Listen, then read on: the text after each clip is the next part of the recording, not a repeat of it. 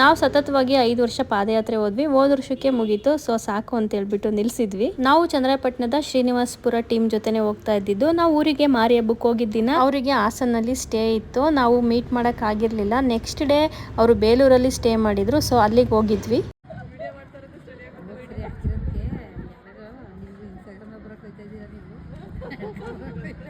ಯಾರಿವರು aunty? ಒಳ್ಳೆ ಮಗಳ ಮದುವೆ ಮಾಡಿ ದಪ್ಪ ಇದಾರಲ್ಲ ಆಂಟಿ. ನೋಡಲ್ಲಿ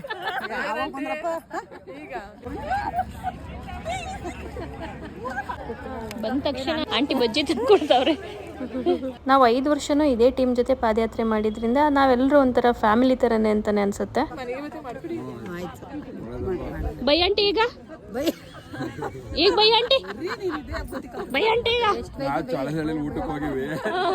ಮಾತಾಡೋದು ಹಬ್ಬಕ್ಕೆ ಯಾವಾಗ ಹೋಗಿದೆ ಅಂತ ಎಲ್ಲರೂ ಕೇಳ್ತಾವ್ರ. ಪ್ರತಿ ವರ್ಷನೂ ರೇಣುಕಾ ಆಂಟಿ ನಮಗೋಸ್ಕರ ಏನಾದ್ರೂ ಮಾಡ್ಕೊಂಡ್ ಬರ್ತಾರೆ. ಈ ಸಲನೂ ಕೂಡ ಚಕ್ಲಿ ಮಾಡ್ಕೊಂಡ್ ಬಂದಿದ್ರು. ನಾವು ನೈಟು ಬೇಲೂರಿಗೆ ಹೋದಾಗ ಬೇಲೂರಿಂದ ನಡಿತೀವಿ ಅಂತ ಅನ್ಕೊಂಡಿದ್ರಂತೆ. ನೀವು ಬರಲ್ಲ ಅಂತ ಶಾಕ್ ಕೊಟ್ಬಿಟ್ರಲ್ಲ ಅಂತ ಬೇಜಾರು ಮಾಡ್ಕೊಂತ ಇದ್ರು.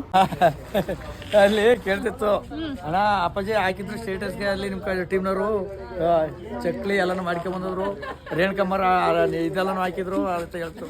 ನಮ್ಮ ಟೀಮ್ ಜೊತೆನೆ ಕೂತ್ಕೊಂಡು ಊಟ ಮಾಡಿ ಅಲ್ಲೇ ನಮ್ಮ ಫ್ರೆಂಡು ವಿನುತಾ ಮನೆ ಇತ್ತು ಬೇಲೂರಲ್ಲಿ. ತುಂಬ ದಿನದಿಂದ ಕರಿತಾ ಇದ್ರು, ಹೋಗೋಕ್ಕಾಗಿರಲಿಲ್ಲ. ಅವರು ಪಾಪ ನಮಗೋಸ್ಕರ ಊಟ ರೆಡಿ ಮಾಡಿದ್ರು. ಅಲ್ಲೂ ಸ್ವಲ್ಪ ಊಟ ಮುಗಿಸ್ಕೊಂಡು ಮಾತಾಡಿಕೊಂಡು ನಾವು ಹಾಸನ ಕಡೆಗೆ ಬಂದ್ವಿ. ತುಂಬಾ ಖುಷಿ ಆಯಿತು ಎಲ್ಲರೂ ಮೀಟ್ ಮಾಡಿದ್ದು. Thank you.